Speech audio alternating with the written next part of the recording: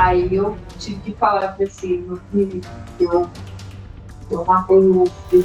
Ela parecia calma, cuidadosa, quase inofensiva, mas por trás daquele olhar tranquilo se escondia uma mente fria e calculista, uma técnica de enfermagem que transformou o veneno em arma e o amor em morte. Conheça a história da mulher apontada como uma das maiores assassinas em série do Brasil. Seu nome é Ana Paula Veloso Fernandes, uma mulher que transformou o veneno em arma, o afeto em armadilha e o amor em morte. O que a polícia descobriu nos primeiros meses de 2025 parece roteiro de um filme, mas tudo é real. Em uma investigação que começou com uma morte aparentemente natural, os agentes passaram a conectar vários casos misteriosos, todos com o mesmo padrão: a presença de uma mulher atenciosa, prestativa, e um detalhe impossível de ignorar: o uso de chumbinho, um veneno proibido no Brasil por sua alta letalidade. Os promotores foram diretos. Ela não apenas matou. Ela planejou cada morte como se fosse um experimento. E quando as autoridades chegaram à casa de sua primeira vítima, o cenário revelou o início de uma sequência de crimes frios e meticulosos. O primeiro nome dessa lista foi Marcelo, vizinho e amigo próximo de Ana Paula. Ele foi encontrado morto no sofá da própria casa. E quem chamou a polícia? A própria autora. Dias depois do crime, quando o corpo já estava em decomposição, ela apareceu na delegacia fingindo preocupação, dizendo não entender o que havia acontecido. Mas enquanto os vizinhos prestavam depoimento, um detalhe levantou a primeira suspeita. Ana Paula havia trancado a casa da vítima, impedido familiares de entrar, e, em seguida, colocado fogo em móveis e objetos. O fogo consumia o sofá, a sala inteira, e, junto, qualquer prova que pudesse ligar ela ao assassinato. Mas o laudo não deixou dúvidas. Marcelo havia sido envenenado antes de morrer. E o motivo, segundo os investigadores, era o mais mesquinho possível: ganância. Ana Paula queria ficar com a casa de Marcelo. E quando o veneno não foi suficiente, ela usou outra arma, uma faca. Durante o interrogatório, ela contou friamente que golpeou o vizinho embaixo da televisão e esperou alguns dias para ver se ele sobreviveria. Ele não sobreviveu. E ela seguiu sua vida como se nada tivesse acontecido. A polícia acreditava que se tratava de um caso isolado. Mas não demorou até que um novo nome surgisse: Maria Aparecida Rodrigues, conhecida pelos amigos como Cida. Cida acreditava estar vivendo um novo amor. Conheceu Ana Paula pelas redes sociais e, segundo a família, estava animada, esperançosa. Mas esse encontro terminaria em tragédia. As duas jantaram juntas. Na pia da casa, ficaram 2 taças de vinho, o último brinde de uma amizade que, na verdade, era uma armadilha. O laudo apontou envenenamento por chumbinho. A substância havia sido misturada discretamente à comida.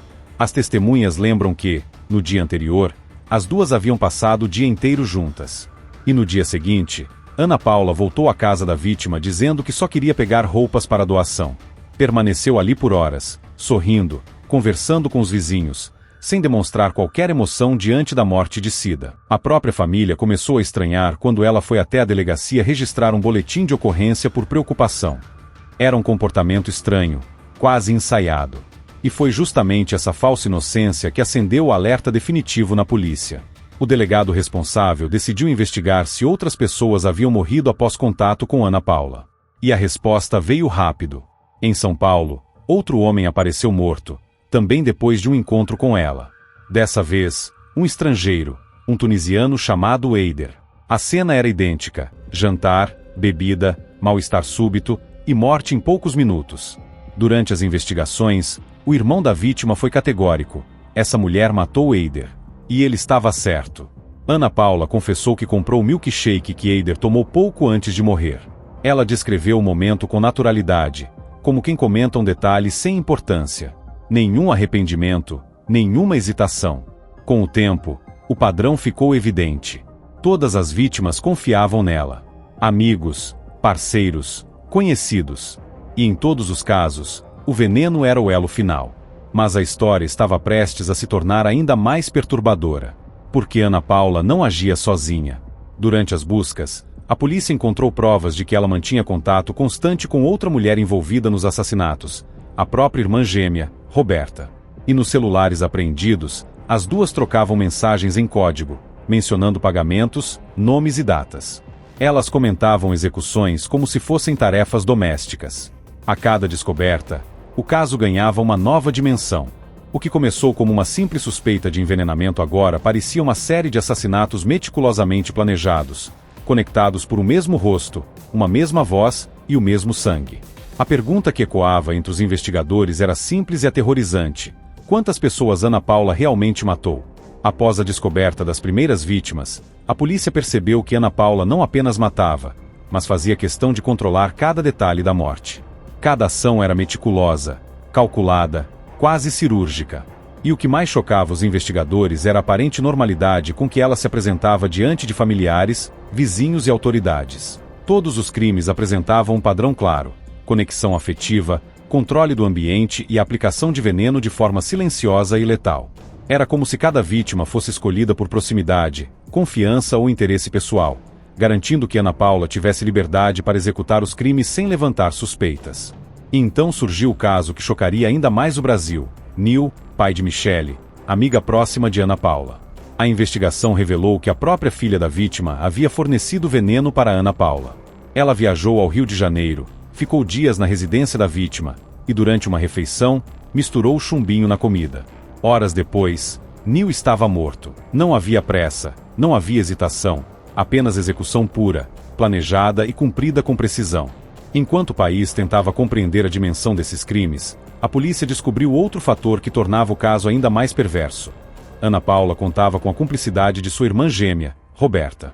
Mensagens nos celulares apreendidos mostravam conversas codificadas, detalhando cada morte, cada passo da investigação e cada forma de encobrir provas. O que parecia ser apenas uma sequência de crimes individuais revelou-se uma rede coordenada de assassinatos, planejada com antecedência e executada com inteligência calculada. O modus operandi de Ana Paula impressionava os investigadores. Ela não apenas aplicava o veneno, mas observava as vítimas, controlava o ambiente e ainda se posicionava como a própria salvadora, registrando boletins de ocorrência e ajudando na investigação, enquanto encobria suas próprias ações. Em todos os casos, a motivação se repetia: ganância, controle e poder sobre a vida do outro. Mesmo quando o crime parecia motivado por interesse financeiro, a frieza emocional era o que mais chamava atenção. Era como se Ana Paula estivesse estudando cada reação humana, cada hesitação, cada movimento, e usando isso a seu favor. Com o tempo, a polícia começou a revisar mortes anteriores registradas como naturais ou acidentais. O padrão indicava que havia mais vítimas do que se poderia imaginar. E cada investigação, cada laudo, cada depoimento reforçava a ideia de que o Brasil estava diante de uma das maiores serial killers da história moderna do país. Ana Paula foi presa em São Paulo, na penitenciária feminina de Santana, enquanto Roberta, sua irmã gêmea, teve prisão temporária prorrogada e agora respondia por participação em homicídios. A justiça ainda analisava se havia envolvimento em outros crimes. Mas uma coisa já estava clara: a combinação de inteligência, frieza e manipulação transformou essa técnica de enfermagem em uma ameaça silenciosa, mas devastadora. E enquanto as investigações prosseguiam, surgiam mais perguntas. Quantas mortes não haviam sido atribuídas a causas naturais? Quantas pessoas confiaram em Ana Paula sem imaginar o perigo que se escondia atrás do sorriso gentil de uma amiga? E, mais importante, como alguém tão aparentemente comum pôde executar crimes tão frios e calculados, sem levantar suspeitas por tanto tempo? A história de Ana Paula não é apenas sobre mortes, é sobre confiança, manipulação e a capacidade humana de esconder monstruosidade sob uma aparência normal. E é exatamente isso que faz desse caso um dos mais perturbadores da história criminal do Brasil. Com Ana Paula atrás das grades, o país inteiro começou a questionar: quantas pessoas poderiam ter sido vítimas dessa frieza calculista? Os investigadores já haviam confirmado 4 mortes, todas com padrão claro: controle absoluto sobre a vítima, uso de veneno letal e uma frieza incomum diante da própria crueldade.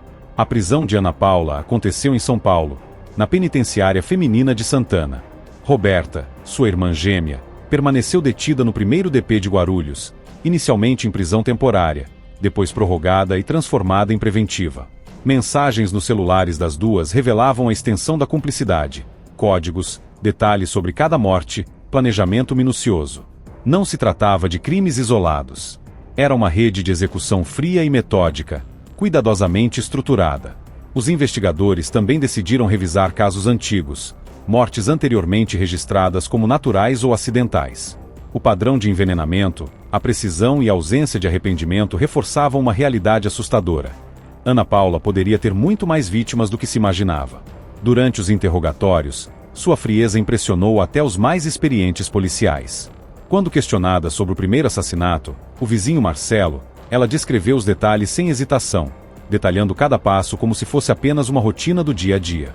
Ela não demonstrou remorso. Ela explicou, de forma quase mecânica, como havia usado chumbinho e, em alguns casos, até uma faca, para garantir que ninguém sobrevivesse.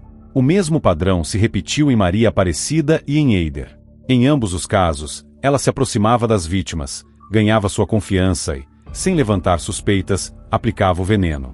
O que chamou a atenção dos peritos foi o comportamento pós-crime. Ana Paula se posicionava como a salvadora, registrava boletins de ocorrência, monitorava a investigação, tudo para desviar suspeitas e manter o controle total sobre a narrativa. O crime mais chocante envolveu Nil, pai de Michele, amiga de longa data de Ana Paula. A filha da vítima forneceu o veneno para Ana Paula, que viajou ao Rio de Janeiro, passou dias na residência da vítima e aplicou o chumbinho durante uma refeição. Horas depois, Nil morreu. A investigação revelou como cada ação havia sido minuciosamente planejada, do transporte do veneno, ao preparo da comida, até o momento em que a vítima consumiu o alimento. A frieza era perturbadora. Além da execução dos crimes, Ana Paula demonstrou habilidade incomum em manipular percepções. Todos que a conheciam falavam da aparência calma, da atenção ao próximo, da competência como técnica de enfermagem. Mas sob essa máscara, ela controlava vidas e destino alheio com precisão cirúrgica. Cada sorriso, cada gesto de preocupação, cada registro policial eram cuidadosamente calculados. A repercussão do caso foi imediata. Jornalistas, especialistas em comportamento criminal e o público em geral se perguntavam: como alguém tão comum pôde executar uma série de assassinatos sem levantar suspeitas? E mais, quantas vítimas podem nunca ter sido identificadas? Os promotores agora enfrentam outro desafio: estabelecer a extensão dos crimes, avaliar a responsabilidade da irmã gêmea, Roberta, e decidir o futuro de Ana Paula dentro do sistema de justiça. O caso já levantou debate sobre falhas no monitoramento de substâncias letais, confiança em redes sociais e a complexidade de identificar perfis psicopatas que passam despercebidos no cotidiano. Especialistas apontam que Ana Paula não é apenas uma assassina, mas um exemplo extremo de manipulação e frieza. Ela transforma a confiança em instrumento de morte, e o cuidado aparente em fachada para encobrir crimes. O Brasil jamais tinha visto algo tão meticulosamente planejado, nem mesmo nos casos mais notórios de serial killers no país. Enquanto os processos seguem, uma questão permanece: a confiança cega que depositamos em quem consideramos próximo pode esconder perigos inimagináveis. O caso de Ana Paula serve como alerta, mas também deixa um rastro de inquietação. Em quantos lares, quantos encontros, quantas pessoas confiantes no próximo podem estar correndo riscos invisíveis? A história de Ana Paula de Souza, a técnica de enfermagem que se tornou uma das maiores assassinas em série do Brasil, é mais do que uma sequência de mortes. É uma investigação sobre a mente humana, a confiança e a capacidade de ocultar monstros sob a aparência do cotidiano. É também uma reflexão perturbadora. Por trás da normalidade pode haver uma frieza capaz de transformar vidas em estatísticas silenciosas. E enquanto a justiça busca fechar o ciclo dessas mortes, a sociedade observa, perplexa, o que significa confiar, amar e viver sem suspeitar que a ameaça pode estar ao nosso lado, sorrindo e aguardando o momento certo para agir.